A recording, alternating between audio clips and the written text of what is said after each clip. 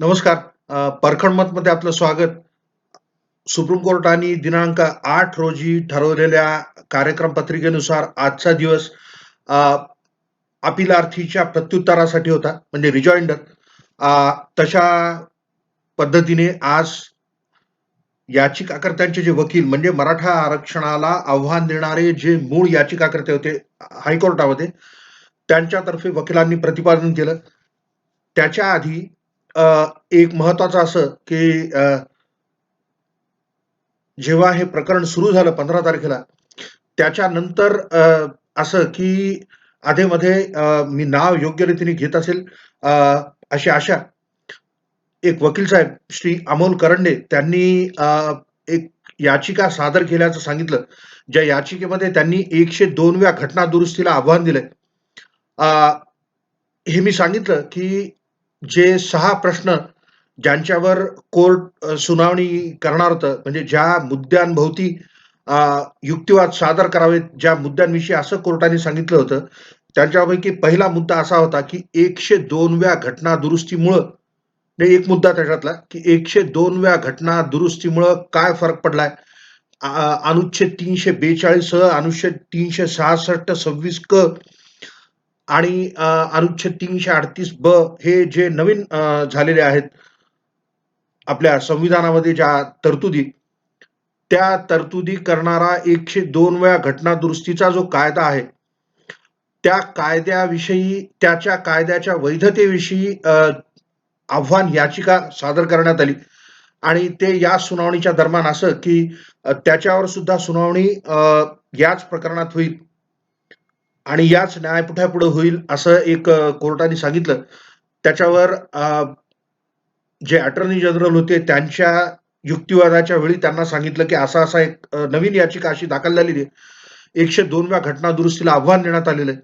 अ, ते प्रस्तुत त्याच्यासाठी आहे या प्रकरणी, की 102व्या घटना दुरुस्तीमुळे जे अ, संविधानात ज्या तरतुदी झाल्या त्याच्यामुळं राज्य सरकारचे आरक्षण देऊ करण्याचे अधिकार जरी संपुष्टात आले नसले, तरी याचिकाकर्त्यांच्या म्हणण्यानुसार म्हणजे मराठा आरक्षणाचा विरोध करणाऱ्यांचं असं म्हणणं आहे, की अ, किमान त्याची ओळख आहे, म्हणजे identification of a backward caste or backward class, SCBC, इतर मागासवर्गीयांची ओळख करण्याचं किंवा एखाद्या जातीला इतर मागासवर्गीयांच्या यादीत समाविष्ट करण्याचा अधिकार आता केंद्र सरकारकडे आलाय. जो राज्य सरकारची जी यादी आहे त्याच्यामध्ये सुधारणा जर करायची झाली तर राष्ट्रपतींनी राज्यपालांच्या शिफारसीनुसार त्या यादीमध्ये दुरुस्ती करावी आणि केंद्र सरकारच्या यादीमध्ये जर दुरुस्ती करायची झाली तर संसदेच्या मंजुरीने अ, तशी यादीमध्ये एखादी जात वगळता किंवा टाकता येईल. हा जो 102व्या घटना दुरुस्तीचा अ, एक मुद्दा उचलून धरला होता. तो अर्थात मुंबई हायकोर्टाने हे अ, सांगितलं, की तसे कुठलेही अधिकार राज्य सरकारकडून हिरावून घेण्यात आले नाहीत. पण त्या एका मुद्द्यावर अजून न्यायिक भाष्य झालं नाही. सुप्रीम कोर्टाने त्या 102व्या घटना दुरुस्ती बाबत काही अथॉरिटेटिव्ह डिसिजन दिलं नाही. म्हणून हे प्रकरण घटनापीठाकडं संविधान पीठाकडे रेफर करण्यात आलं. दिनांक 9 सप्टेंबरच्या आदेशानुसार हे प्रकरण घटनापीठाकडे जे वर्गीकरण करण्यात याचं वर्ग करण्यात आलं. ते 102व्या घटना दुरुस्तीचा काय राज्य सरकारांच्या अधिकारावर अंमल होईल हे तपासण्यासाठी आणि मग 8 तारखेला जी ठरली होती सुनावणी, त्या सुनावणीमध्ये राज्य सरकारांना सुद्धा याच्याविषयी सर्व राज्य सरकारांना सूचना काढावी असं मुकुल रोहतगींनी सांगितलं. अटॉर्नी जनरलनी या बाबतीत सहमती दर्शवली म्हणून हे प्रकरण पुढं तहकूब करण्यात आलं. 15 मार्चपासून याची सुनावणी झाली. सर्व राज्यांचं म्हणणं ऐकून घेऊ, त्यांना सूचना दिली आणि हे सर्व ऐकून घेत असताना अटॉर्नी जनरलची ज्या दिवशी युक्तिवाद होते, त्या दिवशी हे निदर्शनाला आलं, की त्या वकील साहेबांनी याच्या विरुद्ध सुद्धा याचिका दाखल केली. ह्या घटना दुरुस्तीच्या संवैधानिकतेबाबत. तर त्याच्यावर आज त्यांनी युक्तिवाद केला. तर कोर्टाने असं सांगितलं, की अ, हे जर आहे, की हे सेंट्रल लिस्ट विषयी जर आहे तर त्याच्यावर इतका खल कशासाठी? सर्व मत एक झालंय की एक राज्यांची एक यादी आहे आणि केंद्राची एक यादी आहे. तर असं सांगण्यात आलं त्या वकील साहेबांतर्फे की 366 क ज्याच्यामध्ये की सामाजिक व शैक्षणिकरित्या मागासवर्गीयांची व्याख्या करण्यात आली आहे. पहिल्यांदा तशी व्याख्या संविधानात करण्यात आली. त्याच्यामुळं आणि हे जे एका त्यातल्या तरतुदीनुसार अ, संविधानाच्या बाबतीत म्हणजे for all matters relating to the constitution ज्याच्यामध्ये अनुच्छेद 15-16 सुद्धा आलं, ज्याच्यामध्ये आरक्षण देऊ करण्याचा अधिकार राज्य सरकारांना आहे. त्याच्यामुळं या बाबतीत स्पष्टता यावी ह्याच्यासाठी म्हणून हे प्रकरण ऐकून घ्यावं कोर्टाने असं आज सांगितलं. आणि मग त्याच्यावर श्री करंडे यांनी आपली युक्तिवाद सादर केले, की ह्याच्यामुळं काय परिणाम होईल 102 व्या घटना दुरुस्तीमुळं? तर राज्य म्हणजे घटना दुरुस्तीमुळं राज्य सरकारच्या अधिकारांवर गदा येते असं जे प्रतिपादन आहे, त्याच्याविषयी स्पष्टता पाहिजे म्हणून हे पूर्ण ऐकून घ्यावं. याच्यानंतर उद्या म्हणजे दिनांक 26 रोजी केंद्र शासनातर्फे म्हणजे अटॉर्नी जनरल आणि सॉलिसिटर जनरल यांना सूचना काढली. त्यांच्या युक्तिवादासाठी हे प्रकरण आता उद्या ठेवलंय. म्हणजे मूळ कार्यक्रम पत्रिकेप्रमाणे आज सुनावणी संपायला पाहिजे होती. आज सुनावणी रिजॉइंडर आज चारही वकील जे मुख्य वकील होते याचिकाकर्त्यांतर्फे त्यांनी या क्रमाने आपापले युक्तिवाद केले. सर्वात आधी श्री श्याम दिवाण, त्याच्यानंतर प्रदीप संचेती, त्याच्यानंतर गोपाळ शंकरनारायणन आणि नंतर अरविंद दातार या लोकांनी प्रत्युत्तरात आपापले युक्तिवाद केले. म्हणजे आरक्षणाचा विरोध करणाऱ्या लोकांनी जे युक्तिवाद केले होते त्याच्यावर जे उत्तर दिलं आरक्षण समर्थकांनी, त्याच्यावर आज यांनी प्रत्युत्तर दिलं आणि ते प्रयत्न करेन मी की I will read out only the points आणि त्याच्याविषयी नंतर मला जर वाटलं तर 2 शब्द की दिवाणांनी सांगितलं की इंदिरा साहनीच्या पुनर्विचाराची गरज नाही. 50% मर्यादा असणं आवश्यक आहे. आपण जे 70 वर्षांपूर्वी जेव्हा संविधान करते होतो त्याच्यापेक्षा आज आपण जास्ती एकत्र आलो, समानता वाढली आहे आणि इतर प्रकारच्या सुद्धा अफर्मेटिव्ह ॲक्शन असतात. फक्त आरक्षण ह्या एक गोष्टीचा अफर्मेटिव्ह ॲक्शनमध्ये समावेश करू नये. इतर सुद्धा राज्य सरकारांनी तरतुदी कराव्यात. 50% चा मर्यादाभंग झाल्यास राजकीय दबाव वाढवायसाठी याचा वापर होऊ शकतो.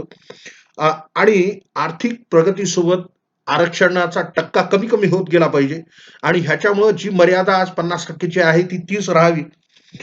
संविधान आणि संविधानाच्या तत्वांचा मध्ये समतोल आवश्यक आहे. 50% चा अन्वयार्थच हा आहे, की वेगवेगळे जे घटक आहेत त्यांच्या गरजांमध्ये समतोल यावा. आरक्षित वर्ग आणि अनारक्षित वर्ग ह्यांच्या इच्छा आकांक्षांचा समतोल 50% ची मर्यादा साधते आणि हा जो समतोल आहे हा समानतेच्या तत्वासाठी महत्वाचा आहे. 50% मर्यादेचा भंग करून मराठा आरक्षण द्यावं असं कुठलंही कारण नाही आणि असं गायकवाड आयोगाच्या अहवालामध्ये तशी विशेष व असाधारण परिस्थिती, अपवादात्मक परिस्थिती मराठा समाजाबाबतीत आहे, हे सिद्ध झालेलं नाही.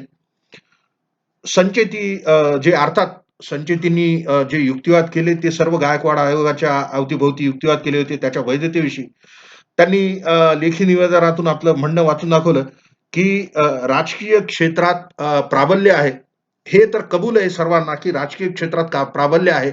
पण राजकीय क्षेत्रात प्राबल्य आहे, तरी सुद्धा ते सामाजिक आणि शैक्षणिक रित्या मराठा जात अप्रगत आहे, मागास आहे हे म्हणणं चूक आहे आणि त्यांच्या म्हणण्याच्या पुष्ट्यर्थ त्यांनी प्रमाण दाखवून दिलं, की काही आकडेवारीतून, की सहकारी संस्था, बँका, कृषी उत्पन्न बाजार समित्या आणि राजकीय क्षेत्रामध्ये तसं साखर कारखाने वगैरे मध्ये मराठा जातीच्या लोकांचा कसं प्राबल्य आहे, त्यांचं कसं सामर्थ्य आहे.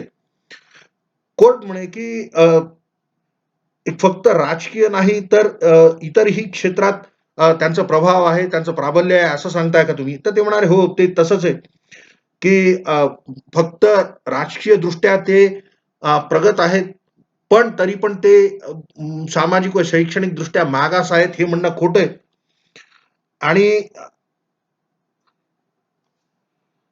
असे काही स्टॅटिस्टिक्स आहेत, की ज्याच्यामुळे अनेक क्षेत्रात त्यांचा वाटा जवळपास 40% आहे. आरक्षण नसून सुद्धा त्यांचा वाटा 40% आहे. काही क्षेत्रांमध्ये, नोकऱ्यांमध्ये वगैरे. आणि याच्यामुळं पर्याप्त प्रतिनिधित्व नाही हे म्हणणं चूक. त्यांचं प्रतिनिधित्व जे आहे, ते पर्याप्त आहे. गायकवाड आयोगाच्या निष्कर्षावरून सुद्धा त्याच्यामध्ये जी माहिती संकलित केलेली आहे, त्याच्यामध्ये सुद्धा हे दिसून येतं, की नोकऱ्यांमध्येही मराठा जातीला पुरेसं प्रतिनिधित्व आहे. मागासवर्गीयांची जी व्याख्या केलेली आहे, हे महत्वाचं सांगणं इथं, की मागासवर्गीयांची जी व्याख्या केलेली आहे, त्याच्याविषयी 25 गुण आखून दिलेत वेगवेगळ्या मानकांवर. आणि संचेतींनी आज असं सांगितलं, की ते जर मानक खरे मानायचे ठरले, तर सर्वच जण आपण मागास ठरतो त्या मापदंडानुसार. आणि ती जी पद्धत वापरलेली आहे, ती पद्धत चूक आहे.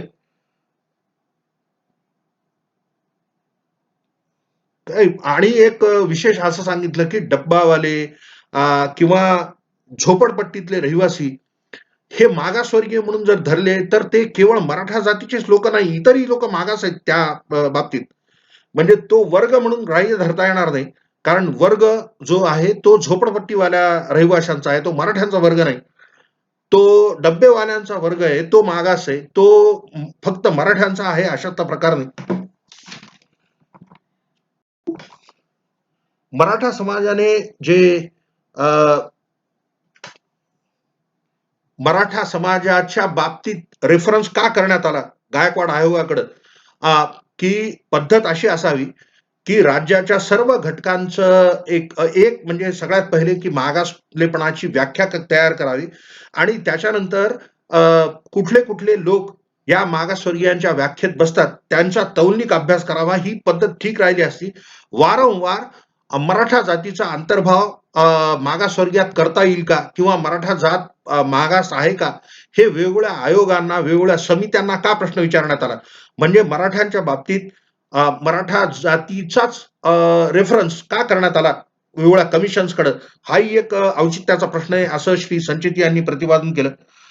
अ, कोर्टाने असं सांगितलं, की गायकवाड आयोगाचा असा निष्कर्ष आहे, की त्यांची जी जीवनशैली आहे, मराठा जातीतल्या लोकांची, ती जीवनशैली विशेष चांगली नाही. त्यांचं जीवनमान फार कमी स्तरावरचं आहे. मग संचेतींनी असं सांगितलं, की इतरांचंही तेच आहे. की ह्यांनी ज्या गावांमध्ये जाऊन तिथं माहिती संकलित केली, यांनी जर इतरांची माहिती संकलित केली असती, तर इतरांचं सुद्धा तेच जाणवलं असतं, जे ह्यांचं जाणवलंय. पुन्हा एकदा कार्यपद्धतीवर त्याच्या प्रश्नचिन्ह, की जे कंपॅरिझन केलेलं आहे, ते कंपॅरिझन चूकरित्या केलेलं आहे. अ, तर याच्यावर श्री पटवालिया ह्यांनी असं आक्षेप घेतला, की हे सगळ्या गोष्टी प्रत्युत्तरात देण्याच्या नाही, हे तर सगळं नवीन सांगतायत, नवीन मुद्दे सांगतायत. तर कोर्ट म्हणे, की हे नवीन मुद्दे सांगत नाहीयेत. हे तर त्या अहवालातलंच सांगतायत ना आणि अहवाल तर जुनाच आहे. अहवालाच्या वैधतेविषयी आमच्याकडे प्रकरणच आहे, की तो अहवाल योग्यरित्या वाचला गेलेला नाही हा एक मुद्दा आहे. तर तुम्हाला जर ह्याच्याविषयी काही सांगायचं तर आम्ही तुम्हाला वेळ देऊ. पटवाले यांनी वेळ मागून घेतला. पटवाले यांचे लेखी जे म्हणणं आहे पटवाले यांना ते सादर करण्याची कोर्टाने परवानगी दिली आहे. त्याच्यानंतर श्री गोपाळ शंकर नारायण झाले. त्यांनी एक अभिजित सेनगुप्ता नावाच्या व्यक्तीने तयार केलेला एक अहवाल त्याच्याविषयी कोर्टाला वाचून दाखवलं आणि तो जो अहवाल आहे तो नॅशनल सॅम्पल सर्व्हे ऑर्गनायझेशन एन-एस-एस-ओ आहे. त्या एन-एस-एस-ओचा अहवाल त्याच्याद्वारे त्यांनी काही आपलं मतप्रदर्शन करायचं, युक्तिवाद सादर करायचं केलं, की मग कोर्टाने असं विचारलं, की नॅशनल बॅकवर्ड क्लासेस कमिशनचं काही अ, अ, त्याची मार्गदर्शक काही तत्व आहेत का? त्याची कुठली कार्यप्रणाली आहे का? ते आम्हाला सांगा. तर मग श्री गोपाळ शंकर नारायणन यांनी असं सांगितलं, की 6वा जो प्रश्न आहे, की फेडरल स्ट्रक्चरला 102व्या घटना दुरुस्तीमुळं काही त्याला संघराज्य प्रणालीतल्या अ, जे जे बेसिक स्ट्रक्चर आहे असं ठरलंय. म्हणजे अनेक न्याय निर्णयांमध्ये बेसिक स्ट्रक्चरचा भाग संघराज्य प्रणाली हा संविधानाच्या बेसिक स्ट्रक्चरचा भाग आहे. मूळ गाभा आहे संघराज्य प्रणालीचा चं जे राज्य शासन आहे, म्हणजे राज्यांना काही अधिकार, केंद्राला काही अधिकार आणि समान अधिकार प्रत्येक बाबतीत, हे जे संघराज्य प्रणाली आहे, त्याला काही धक्का पोहोचत नाही. मूळ गाभ्याला जर एखाद्या घटना दुरुस्तीमुळं धक्का पोहोचत असेल, तर ते आव्हान स्वीकारता येईल किंवा त्या आव्हानाविषयी विचार करता येईल. 102व्या घटना दुरुस्तीमुळं राज्य सरकार आणि केंद्र सरकारच्या अधिकारांमध्ये जो समतोल साधला गेलाय, the gentle balance between the powers of the state and the centre, असा त्यांनी शब्दप्रयोग केला, की तो जो नाजूक समतोल आहे, त्या समतोलाला कुठल्या प्रकारे धक्का पोहोचला नाही. राज्यांचे अधिकार सुरक्षित आहेत आरक्षण देऊ करण्याचे. फक्त आरक्षण कोणाला द्यायचं, ते जे मागासवर्गीय आहेत हे ठरवण्याचे अधिकार आता केंद्राकडे गेलेत. इथं एक मुद्दा सांगणं असं, की अ, अनुच्छेद 341 आणि अनुच्छेद 342 मध्ये अनुक्रमे अ, अनुसूचित जाती आणि अनुसूचित जमातींच्या साठीच्या तरतुदी आहेत.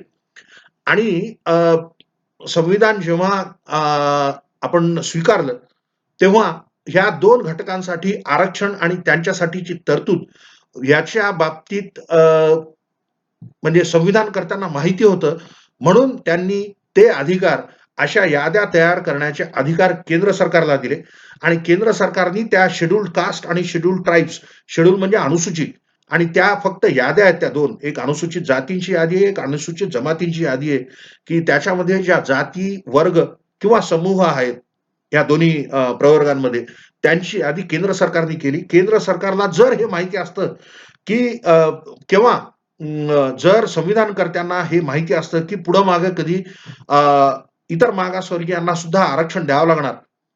तो उद्देश नव्हता. इतर मागासवर्गीयांना आरक्षण देऊ करण्याचा उद्देश नव्हता. इतर मागासवर्गीयांच्या बाबतीत कालेलकर कमिशननी रिपोर्ट दिला, पण इतर मागासवर्गीयांना आरक्षण देऊ करू नये, असं त्याचं स्वतःचं मत होतं. आणि अ, म्हणून राज्य सरकारांनी इतर मागासवर्गीयांना आरक्षण देण्याची पद्धत अवलंबली.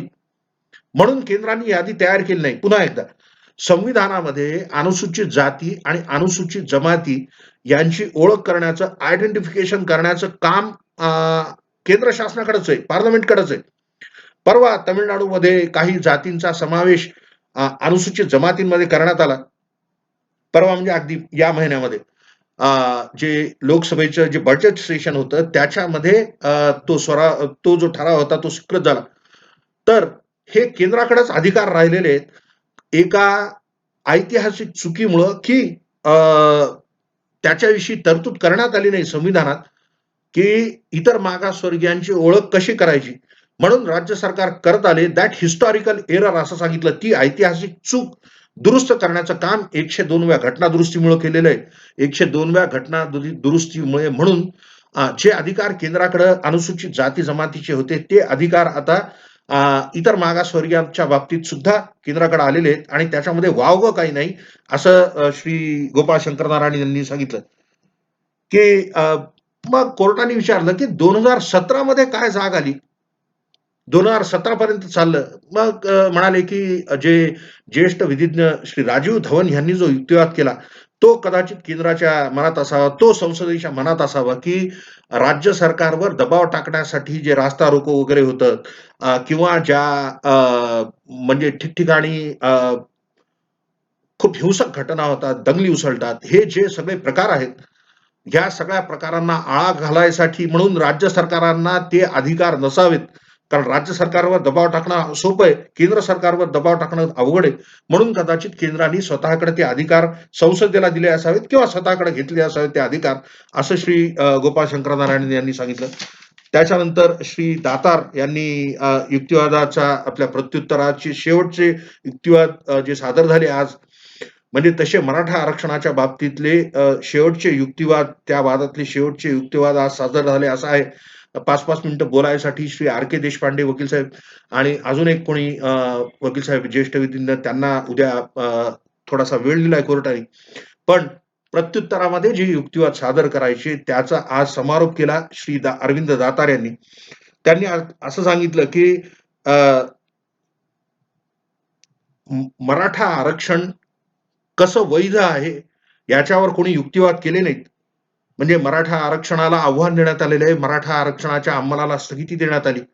पण मराठा आरक्षण कसं वैध, कायद्याच्या 4 चौकटींमध्ये कसं मराठा आरक्षण बसतं हे कोणी सांगितलं नाही. आणि ह्याच्यामध्ये जे 4 विशेष कलम आहेत, हे 4 विशेष कलम घटनेतल्या तरतुदीच्या विरुद्ध आहेत. म्हणून त्या 4 विशेष कलमांना तर स्ट्राईक डाउन करायला पाहिजे. ते घटनाबाह्य अधिकार स्वतःकडे घेतात आणि कायद्याच्या तत्वावर सुद्धा असा भेदभाव करण्याचा राज्य सरकारला अधिकार नाही. एका जातीच्या बाबतीत असं आरक्षण देऊ करणं योग्य नाही आणि म्हणून हा जो कायदा आहे हा रद्द करावा. 4 कलम रद्द करण्याजोगी आहेत आणि डॉक्ट्रिन ऑफ सेव्हरेबिलिटी जी आहे, म्हणजे एखाद्या कायद्यामध्ये महत्वाचे जे कलम आहेत, ते कलम जर घटनाबाह्य अधिकारांचा वापर करून असतील किंवा ते त्या कलमांमध्ये काहीतरी असंवैधानिक किंवा बेसिकली इल्लीगल काही आहे, की न्यायतत्वांवर ते योग्य नाहीत कायद्यातली ती कलमं, तर जर रद्द करावी वाटली, तर तो पूर्ण कायदाच रद्द करावा अशी डॉक्ट्रिन ऑफ सेव्हरेबिलिटी आहे. त्यानुसार सुद्धा हा मराठा आरक्षणाचा जो कायदा आहे, तो रद्द करण्याजोगा आहे. आणि सांगितलं, की जी 50% ची मर्यादा आहे, ही 50% ची मर्यादा काळ्या दगडावरची रेष नाही, असं रोहतगींनी जे प्रतिपादन केलं ते चूक केलं. आणि आता 50% हे it is basic part of the basic structure of the constitution. मूळ गाभ्यामध्ये अनुच्छेद 14, 15, 16 जे मूलभूत अधिकार आहेत, त्यांच्याप्रमाणेच 50% आरक्षणाची मर्यादा हा सुद्धा मूलभूत अधिकार आहे आणि हा सुद्धा आरक्षणाचा गाभा आहे. समानतेच्या तत्वाचा अवलंब व्हावा याच्यासाठी हे आवश्यक आहे, की समान संधी आरक्षित आणि अनारक्षित वर्गाला मिळावे. त्याच्यामध्ये जी 50% ची मर्यादा घालून देण्यात आलेली आहे, एम.आर. बालाजीपासून जे आजपर्यंत चालत आलेलं आहे आणि ज्या आधारे अनेक राज्यांमध्ये लागू केलेलं 50% च्या पुढचं आरक्षण कोर्टाने स्थगित केलं आहे, रद्द केलं आहे. या 50% मर्यादेचा भंग मराठा आरक्षण कायदा करतो. म्हणून मराठा आरक्षणाचा कायदा जो आहे तो रद्दबातल ठरवावा, असं त्यांनी सांगितलं. आणि एक अजून महत्वाचा युक्तिवाद असा सादर केला श्री अरविंद दातार यांनी, की इतर मागासवर्गीयांसाठी 50% मर्यादा भंग हे पहिल्यांदा झालं याच्यामध्ये. याच्या आधी झालं ते इतर काही विशेष घटकांसाठी होतं. शेबरुलू राजू जे एप्रिलमध्ये न्यायनिर्णय दिला मागच्या कोर्टाने, सुप्रीम कोर्टाने शेबरुलू राजूच्या प्रकरणामध्ये मागच्या वर्षी 100% आरक्षण देऊ केलं होतं आंध्र प्रदेशने काही शेड्यूल्ड एरियामध्ये काही. ते आरक्षण रद्द ठरवलं आणि तिथं पुनरुच्चार केला होता सुप्रीम कोर्टाच्या एका घटनापीठाने, की 50% मर्यादा हेच तत्व आहे. त्याच्यानंतर ईडब्ल्यूएसच्या याचिकेच्या सुनावणीच्या वेळी सुद्धा जे सरन्यायाधीश आहेत श्री बोबडे यांनी उल्लेख केला होता, की 50% मर्यादा हाच कायदा आहे. तर ह्या मर्यादेचा भंग मराठा आरक्षण कायदा करतं. म्हणून तो कायदा रद्द व्हावा. संसदेने सुद्धा एकदा सांगितलेलं आहे हे, की 69% आरक्षण जे आहे ते चूक आहे. तमिळनाडूमध्ये 69% का टिकलं, तर तमिळनाडूचा कायदा 9व्या अनुसूचीमध्ये टाकला होता. नाही तर 1994 मध्येच तो कायदा बाद झाला असता. असं प्रतिपादन श्री अरविंद दातारांनी केलं. आणि असं सांगितलं शेवटी, की हा जो it it operates as a great wall of China. At the great wall of चायनाचा आणि म्हणून जे विधायक जे आहेत ते वारंवार ह्याचा भंग करण्याचा प्रयत्न करतात. तरी पण कोर्टाने त्यांना हाणून पाडलेले आहेत त्यांचे प्रयत्न. आणि हे एका बंधाऱ्यासारखं आहे. त्या बंधाऱ्यामुळं सर्व टिकून आहे. It is like a dam असं प्रतिपादन केलं आणि तो जर बंधारा नसला तर पूर येईल आणि ज्या अधिकार जे दिलेले आहेत आरक्षणाचे, या अधिकारांवर मर्यादा असावी. कुठलाही अधिकार अमर्यादरित्या वापरता येईल असं नसावे आणि म्हणून मूलभूत अधिकारांवर सुद्धा हे माझं सांगणं, की मूलभूत अधिकार जे घटनेने आपल्याला दिलेले आहेत नागरिकांना, त्या मूलभूत अधिकारांवर सुद्धा काही बंधनं आहेत आणि काही त्याच्या बाबतीत काही अपवाद आहेत, की जिथं मूलभूत अधिकारांचा वापर आपल्याला करता येत नाही किंवा त्या गोष्टींचा विचार करून मूलभूत अधिकारांचा वापर करता येतो. तर अमर्याद अधिकार असावेत, हे योग्य नाही आणि त्याच्यामुळं आरक्षणाच्या अधिकारावर जी मर्यादा आहे, ती 50% पुरती सीमित आहे. 50% वर आरक्षण देता येणार नाही म्हणून मराठा आरक्षणाचा कायदा रद्द करावा असं श्री अरविंद दातारांनी सांगितलं. अ, जवळपास मराठा आरक्षणाचं जे प्रकरण आहे ते संपलंय आता. याच्यावर निकाल येणं अपेक्षित आहे. घटनापीठेकडं वर्ग करण्याच्या विरुद्ध जे युक्तिवाद झाले, जे इंदिरा सहानीमधलं जे तत्व आहे त्याचा 11 न्यायाधीशांकडं प्रकरण वर्ग करावं अशी आवश्यकता नाही. केशवानंद भारतीच्या न्याय निर्णयानुसारच ह्या कायद्याची वैधता तपासता येते. इतर अनेक युक्तिवाद जे झाले, हे प्रकरण 11 न्यायाधीशांच्या बेंच पुढे जाऊ नये. लवकरात लवकर या प्रकरणाचा निकाल लागावा आणि अ, जे आज ज्याविषयी चर्चा झाली ते म्हणजे परीक्षार्थी उमेदवार. ज्या परीक्षार्थी उमेदवारांविषयी मी अनेकदा सांगत आलोय, की त्यांच्यावर जी टांगती तलवार आहे, की म्हणजे आणि कसं आहे, की आरक्षण लागू होईल न होईल, फायदा कोणाला होईल न होईल आरक्षणाचा ती बाब वेगळी. ज्या वर्गाला ह्या आरक्षणाशी काही घेणं-देणं नाही, असा जो वर्ग आहे, म्हणजे मराठा सोडून इतर आरक्षणवाले आणि जे अनारक्षित वर्ग ह्यांचे सुद्धा अ, निकालाची ह्यांना सुद्धा प्रतीक्षा आहे, कारण नोकर भरती थांबलेली आहे. याच्यामुळं लवकरात लवकर ह्या प्रकरणामध्ये निकाल यावा ही अपेक्षा. मला स्वतःला असं वाटतं, की पुढच्या महिन्यात म्हणजे एप्रिलमध्ये या प्रकरणाचा निर्णय येईल. अर्थात माझं म्हणणं काही फार महत्त्वाचं नाही. प्रकरण न्यायप्रविष्ट आहे. योग्य ते सुप्रीम कोर्ट करेल. जो निकाल येईल त्याचा आपण आदराने स्वीकार करावा, विनम्र व्हावे, जसं आपलं कर्तव्य आहे आणि अ, जे होईल ते योग्यच होईल आणि त्याने महाराष्ट्रातले जे प्रश्न आहेत, ते प्रश्न सुटतील.